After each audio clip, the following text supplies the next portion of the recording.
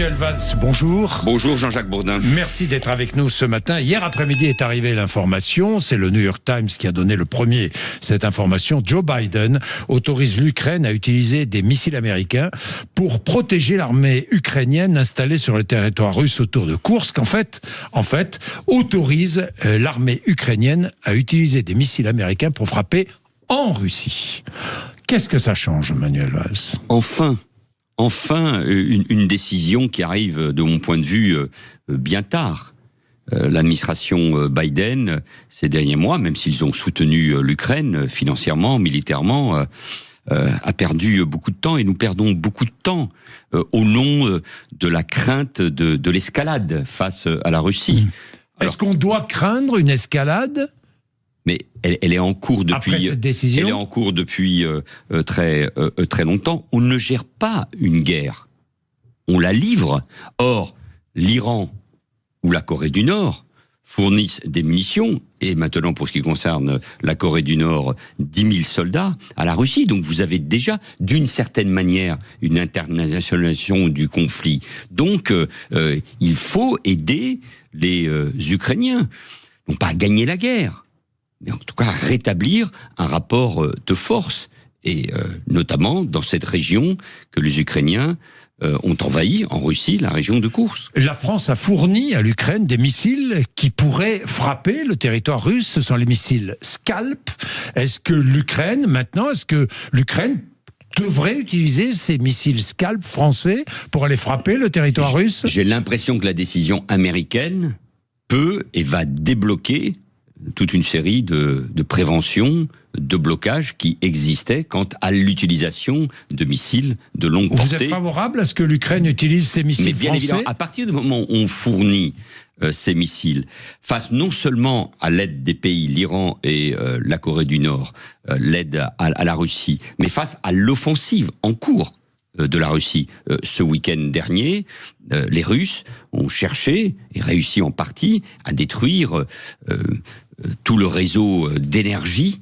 Nous sommes au début de l'hiver, il est rude en Ukraine, avec un seul but, affaiblir, voire faire plier l'Ukraine, alors que peut-être, nous verrons bien, des négociations pour la paix, pour une sortie diplomatique et politique, peuvent commencer dans quelques semaines si le président nouvellement élu, Donald Trump, le président américain, en prend l'initiative. Donc oui, la France doit permettre, l'Ukraine doit pouvoir utiliser les missiles français sur le sol russe. Évidemment. Vous savez, je suis frappé par le fait que l'actualité chassant l'actualité, on oublie ce conflit, celui de l'Ukraine.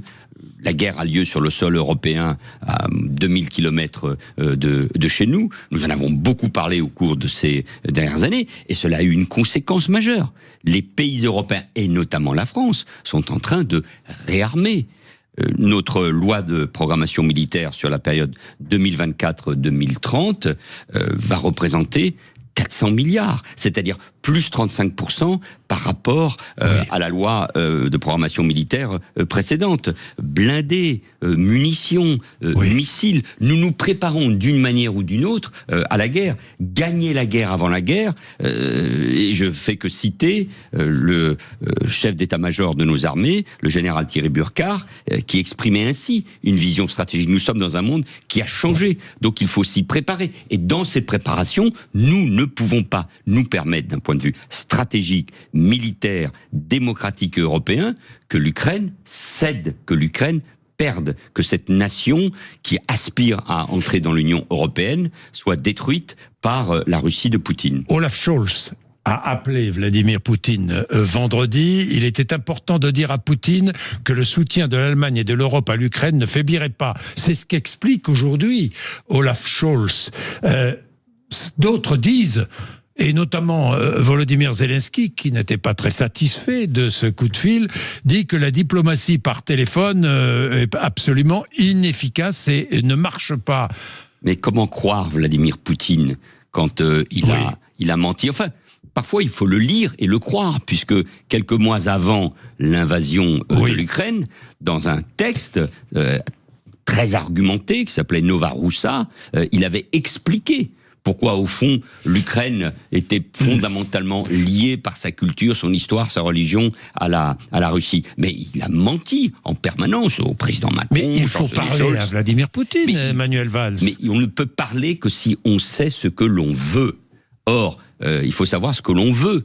Aujourd'hui, on parle d'une paix ou de la cessation des conflits, mais sur quelle base est-ce qu'on cède, l'Ukraine cède des territoires envahis depuis 2014 par la Russie? Quel sera le statut demain de l'Ukraine? La Russie propose évidemment une neutralisation de l'Ukraine. Moi, je suis favorable, comme les Ukrainiens, à leur entrée dans l'Union européenne et sans aucun doute dans l'Alliance atlantique. Quelles sont les positions des pays occidentaux? Bon, voilà. Tout ça doit être mis sur la table. On ne peut pas aller à une discussion, une négociation en lâchant les Ukrainiens. Mais c'est eux qui doivent donner les éléments stratégiques. Donald Trump nous assure qu'il va régler les choses en 24 heures. Ça prendra un peu plus de temps. Mais comment peut-il, en lâchant l'Ukraine? Excellente question, Jean-Jacques Bourdin, parce que comment peut-on lâcher l'Ukraine, agressée par la Russie, elle-même soutenue par la Chine, plus discrètement, par l'Iran ou par la Corée du Nord, alors que nous savons parfaitement que ce 21e siècle va être marqué au moins par la confrontation économique et commerciale entre la Chine et les États-Unis, que Trump va soutenir plus que jamais Israël face à l'Iran. Bref, donc Trump ne peut pas faire ce cadeau à Poutine, qui serait aussi la victoire de la Chine, de l'Iran et de la Corée du Nord. Est-ce que vous pensez que Donald Trump pourrait dans sa conversation avec Poutine, avoir promis à Poutine, finalement, la capitulation de l'Ukraine? C'est ce que nous ne pouvons pas nous permettre, nous, Européens. Et d'une certaine manière... Est-ce que Trump, en se disant, bon, les Européens vont se débrouiller, moi, je me retire, et en fait, c'est la capitulation de l'Ukraine. Jean-Jacques Bourdin, j'étais à votre micro quelques semaines après un déplacement que j'avais fait en Ukraine en septembre 2023. 2023. Et à l'époque, dans cette conférence, la conférence Yes, il était dit par les autorités ukrainiennes, mais aussi par des officiels américains et britanniques qui soutenaient Volodymyr Zelensky, qu'il fallait préparer un plan B si Donald Trump l'emportait. Or, la victoire de Donald Trump, on ne sait pas quelles sont ses intentions pour le moment, nous oblige, nous, Européens, à avoir une vraie vision stratégique par rapport à l'Ukraine. Parce que, bon sang, il s'agit de l'Europe, il ne s'agit pas de l'Amérique latine ou de l'Asie, qui sont d'autres préoccupations pour l'administration américaine. Il s'agit de notre destin. Et le destin de l'Ukraine, c'est notre destin. C'est un destin commun sur la vision d'une Europe indépendante, qui a une capacité d'autonomie stratégique, qui est démocratique, qui défend des valeurs qui sont celles que combattent les Iraniens, les Chinois et les Russes. Ils ne cessent de le dire ensemble d'ailleurs. Manuel Valls, nous allons continuer à nous opposer au Mercosur, dit Emmanuel Macron. C'était hier en Argentine, après avoir rencontré le président Milei. Et il dit qu'il l'a dit d'ailleurs au président argentin.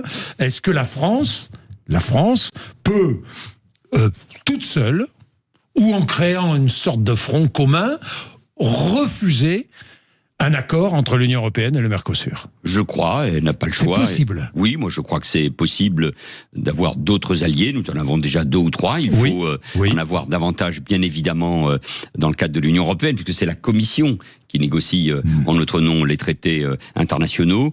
Je vois que les agriculteurs français, espagnols, italiens, polonais, je dis italien, espagnol parce que ces 2 pays sont plutôt favorables à cet accord, sont en train de bouger. 500 parlementaires français ont signé, tendance confondue, un texte pour s'opposer à ce traité du Mercosur, qui représenterait par exemple 180 000 tonnes qui viendraient inonder le segment du marché du blanc du poulet. Est-ce qu'on peut se priver de 280 millions de consommateurs ? Non, mais on ne peut pas le faire dans n'importe quelle condition, et notamment à notre détriment. Nous venons de parler d'autonomie stratégique il y a un instant, mais elle vaut aussi pour l'industrie, elle vaut aussi pour l'agroalimentaire, elle vaut donc aussi pour nos paysans. Donc nous avons besoin de nous protéger davantage. L'Europe, au cours de ces 30 dernières années, il faut bien le reconnaître, a été parfois trop naïve, elle a ouvert ses frontières. Regardez des pays comme la Chine ou les États-Unis, et ça va être renforcé pour ce qui concerne ces derniers, au fond, une certaine idée de la défense de leur économie, de leur industrie, de leur agriculture, en posant des barrières douanières, en faisant tout simplement du protectionnisme. À nous aussi d'en faire L'Europe doit être plus protectionniste. Oui, bien sûr, pour protéger des secteurs fondamentaux comme l'agroalimentaire, la santé, bref, tout ce qui concourt à notre stratégie en matière de santé, en matière alimentaire, en matière d'industrie, en matière de défense. Est-ce que le texte de l'accord devra être soumis au Conseil européen, évidemment, au Parlement européen, évidemment, mais est-ce qu'il devrait être soumis au Parlement français ? Il doit être adopté par tous les parlements. Oui. Donc c'est pour ça qu'on est très loin de sa conclusion, mais tout se joue maintenant, cependant. Et il est très important, et Michel Barnier, le Premier ministre, l'a dit à Bruxelles il y a quelques jours, que la voix de la France soit entendue. Et moi, je comprends l'inquiétude de nos agriculteurs face aux pesticides, aux antibiotiques, à une forme d'agriculture notamment qui nous viendrait du Brésil, qui représente un vrai danger non seulement pour notre économie, pour notre agriculture, mais aussi, il faut le dire, pour notre santé, pour la santé des Français. Manuel Valls, Jean-Luc Mélenchon fait une prédiction, le gouvernement va tomber entre le 11 et le 21 décembre. Je ne sais plus, je ne sais pas qu'en plus de toutes les qualités qui sont les siennes, c'était la pitié, c'était celui qui prévoyait la vie politique. Mais il faut bien reconnaître que avec la dissolution folle, absurde, provoquée par Emmanuel Macron le 9 juin dernier, nous vivons une véritable instabilité. Cette instabilité, d'ailleurs, elle est dangereuse. Le gouvernement est fragile, tout le monde le sait. Il est à la merci d'une motion de censure, de bon vouloir ou de la gauche ou du Rassemblement national. Ça m'inquiète parce que cette instabilité elle peut conduire à une crise de régime, à une fragilisation de nos institutions et à approfondir la crise démocratique que nous vivons. Il y a eu beaucoup d'irresponsabilités dans cette dissolution et nous en payons, pas seulement Emmanuel Macron, mais nous tous, nous en payons cash les dividendes, parce que cela joue aussi sur le moral des Français.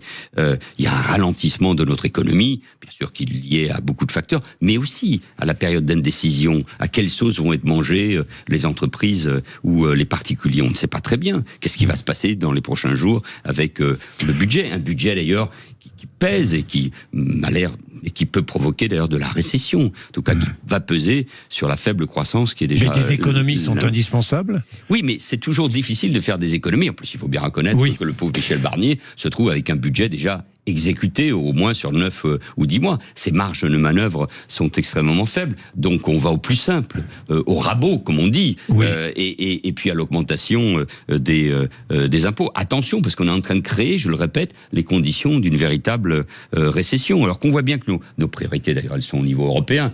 Moi, j'étais très intéressé par le rapport de Mario Draghi, qui dit que nous avons que nous accusons 30% de différence entre l'Europe et les États-Unis en matière de compétitivité, que ça joue essentiellement sur l'innovation, la recherche, le soutien aux start-up. C'est comme ça que l'économie américaine marche. Donc nous, c'est là-dessus qu'on doit donner la priorité. Mais attention à ne pas cogner sur les entreprises, parce que depuis 2014, quand j'ai été nommé Premier ministre avec les premières grandes mesures de ce qu'on a appelé le pacte de croissance. Vous aussi, vous avez creusé la dette. Oui, bien sûr. Oui, mais quand on a quitté. D'accord, mais quand on a quitté le pouvoir. Vous avez tout à fait raison, et il faut jamais se dégager de ses responsabilités, mais quand on a quitté le pouvoir, le déficit était à moins de 3%. Aujourd'hui, il est à 6,1%. Je ne comprends toujours pas comment on a pu en arriver là. Mais ce que je veux dire par là, c'est que nos entreprises ont bénéficié d'une stabilité financière avec une baisse des impôts, un soutien à leur compétitivité maintenant depuis pratiquement une dizaine d'années. Ce qui a aussi représenté de nombreux investissements étrangers dans notre pays. Il ne faut pas casser tout cela, et je trouve que les choix qui sont en train d'être faits ne dessinent pas une véritable stratégie budgétaire. Pas de stratégie budgétaire à vos yeux. Vous regardez la classe politique, le fonctionnement, parce que vous avez pris un peu de distance avec tout cela. Comment regardez-vous le comportement de la classe politique ? Je vais en venir à Marine Le Pen et au réquisitoire la concernant. Mais vous voyez les ténors qui sont à l'Assemblée ou pas d'ailleurs, et qui s'expriment. Tiens, François Hollande, par exemple. Est-ce que vous pensez que François Hollande prépare sa candidature pour 2027 ? Je n'en sais rien. En tout cas, il a réussi sa candidature à l'Assemblée nationale, mais je regarde le spectacle de l'Assemblée nationale avec beaucoup d'inquiétude. C'est pas nouveau, ça. Depuis 2022, en tout cas, nous assistons à quelque chose qui représente, de mon point de vue, un véritable abaissement du débat public, pas seulement à l'Assemblée nationale. C'est un phénomène qu'on connaît un peu partout dans le démocratie occidentale, une forme de polarisation entre les extrêmes, une forme de violence verbale, il faut bien reconnaître, qui vient essentiellement aujourd'hui de l'extrême gauche. Alors on peut accuser les médias, les réseaux sociaux, c'est sans doute vrai, mais c'est d'abord de la responsabilité des politiques. Quelles sont aujourd'hui, au fond, on ne devrait être que sur une seule idée. L'Ukraine, comment on redresse le budget de la France, quelles sont les grandes priorités de demain, comment on s'attaque à l'islamisme qui fait de l'Europe sa priorité, etc. Donc c'est autour de ces questions-là qu'on devrait créer les conditions d'une unité nationale. Emmanuel Macron avait Delors dans les mains après sa réélection, il n'a pas voulu d'unité nationale. Pire, 2 ans après, il a dissous et plonge le pays dans une crise politique et démocratique. Donc il y a une sacrée responsabilité de la part des uns et des autres. Si je m'exprime, moi j'essaie de le faire sur des sujets de fond et en essayant de penser que oui, il y a des possibilités d'unité nationale sur les sujets fondamentaux. Je suis convaincu que les Français l'attendent et le souhaitent. Les réquisitions contre Marine Le Pen, avant même d'être éventuellement condamnée, elle affirme être victime de la justice. Ils veulent anéantir mes chances d'être élue présidente de la République. C'est ce que dit Marine Le Pen. Être candidat à la présidentielle donne une impunité ? Aucune. Je veux dire, les politiques en général, les responsables, ceux qui aspirent aux plus hautes fonctions de notre pays, ont un devoir d'exemplarité. D'abord, attendons. Après les réquisitoires, il y a la défense. Elle va pouvoir se défendre. Ses avocats vont pouvoir la défendre. Aujourd'hui, sur plusieurs jours. Et puis les juges ne prendront leurs décisions que dans quelques mois. Et les uns et les autres doivent faire référence à la loi qui n'a pas été inventée, qui a été votée par le Parlement. Pourquoi nous en sommes là, Jean-Jacques Bourdin ? C'est parce que depuis la fin des années 80, notamment les affaires qui avaient touché le Parti socialiste, la fameuse affaire Urba, depuis une trentaine d'années, l'opinion publique attend évidemment de l'exemplarité. On a voté des lois de transparence, de contrôle des politiques, de financement des partis comme des campagnes électorales. Il y a eu un parti, notamment le FN, puis ensuite le RN, qui a fait toujours de la critique des autres, du système, son miel. Rappelez-vous du slogan « tête haute et main propre », accusant le système de plutocratie. Il y a des vidéos qui circulent sur la manière dont Madame Le Pen accusait le pauvre Alain Juppé des pires turpitudes. Il avait d'ailleurs été condamné, il l'a fait avec beaucoup de dignité après, il était parti au Québec, il avait été condamné à l'inéligibilité. Bon, donc chacun doit comprendre que les Français sont très exigeants et personne ne peut s'affranchir de la loi. Si on n'est pas content de la loi, on la change. Moi, je comprends les critiques qui peuvent exister vis-à-vis d'une inéligibilité qui s'appliquerait tout de suite, mais on la change. Ça a été voté. Il y a même des députés qui proposaient l'inéligibilité à vie. C'était un concours Lépine à qui serait plus propre que l'autre. Donc non, la loi, elle s'applique à tous. Et l'idée d'ailleurs de mobiliser, entre guillemets, le peuple, en l'occurrence, c'est pas le peuple qu'on veut mobiliser, c'est la foule. C'est la foule qui n'a rien à voir avec la démocratie, contre la justice, contre le système. Mais il y a qui derrière le système ? On nous dit on veut me tuer. Mais qui ? Les juges qui appliquent la loi, votée par le Parlement. Attention, elle est en train de jouer sur quelque chose. Je trouve que... C'est dangereux ? Oui, c'est dans la vie. Est-ce que Marine Le Pen joue un jeu dangereux ? Elle se défend. En lançant une pétition, en criant à la victimisation. Mais c'est tout. Les politiques ont fait toujours ça. On fait toujours ça. Il y a eu beaucoup de condamnés qui ne s'étaient pas mis un euro ou un franc à l'époque dans la poche. Ni Henri Emmanuelli, aujourd'hui décédé, ni Alain Juppé, aujourd'hui membre du Conseil constitutionnel, qui ont été inéligibles, ne se sont mis un sou dans la poche. Mais je me rappelle que la défense des partis à l'époque était c'est injuste, on nous accuse, ça n'a rien à voir, c'est le système, c'est le gouvernement des juges. Attention, je ne dis pas que les juges ne peuvent pas se tromper. Mais la séparation des pouvoirs, une démocratie, elle repose, nous sommes le pays de Montesquieu tout de même, repose sur la séparation des pouvoirs. Marine Le Pen n'est ni au-dessous des lois, ni au-dessus, c'est ce que dit Bruno Retailleau. Mais vous rejoignez ? Il a parfaitement raison. Mais il y a ce devoir d'exemplarité. Oui ou non, le Rassemblement national est sorti hors la loi avec ses embauches d'assistants parlementaires au service de leur parti. Oui, chacun le reconnaît d'ailleurs d'une certaine manière. Quelle va être la peine ? Attendons la décision des juges avant de mettre en cause notre système judiciaire et de créer les conditions, encore une fois, d'un affrontement entre les pouvoirs. Manuel Valls, en Belgique, une conférence prévue dans une fac a été annulée. Pourquoi? Les auteurs du livre « Allah n'a rien à faire dans ma classe » devaient tenir cette conférence. Le personnel de la FNAC a été menacé. Intimidation sous la pression d'islamistes. L'islamisme étend sa toile. Oui, bien sûr, et notamment en Belgique. Il suffit d'aller dans le quartier Molenbeek. Les Belges ne font pas preuve, les autorités belges en l'occurrence, de beaucoup de courage. Regardez, alors que la France a tenu bon en maintenant le match France-Israël, eux avaient annulé le match Belgique, ou reporté le match Belgique-Israël. D'ailleurs, ça n'a pas très bien marché, puisque le Belgique vient de perdre contre Israël. Bon, c'est une plaisanterie en passant. Mais je veux dire, par là, face à la pression de l'islamisme, des frères musulmans, des salafistes, qui ont comme objectif les communautés musulmanes en Europe, pour les séparer du reste de la population, il faut faire preuve d'une très grande détermination et lutter, nous le faisons en France, je crois, contre l'islamisme. Il faut en finir avec toutes ces lâchetés. C'est en tout cas, je crois, la conclusion du procès des responsables de la mort, de l'assassinat de Samuel Paty, procès qui est en cours. C'est la lâcheté, la volonté de ne pas regarder, de ne pas faire de vagues qui permet à l'islamisme de prospérer. Et il faut être intransigeant. Il faut être intransigeant face à tous ceux qui remettent en cause, pour ce qui nous concerne, la République, la laïcité, le travail des enseignants, mais d'une valeur générale, nos valeurs occidentales et démocratiques, dont notamment l'égalité entre les hommes et les femmes. Merci Manuel Valls d'être venu nous voir ce matin. Il est 8h57. Patrick Roger, juste après les informations de 9h.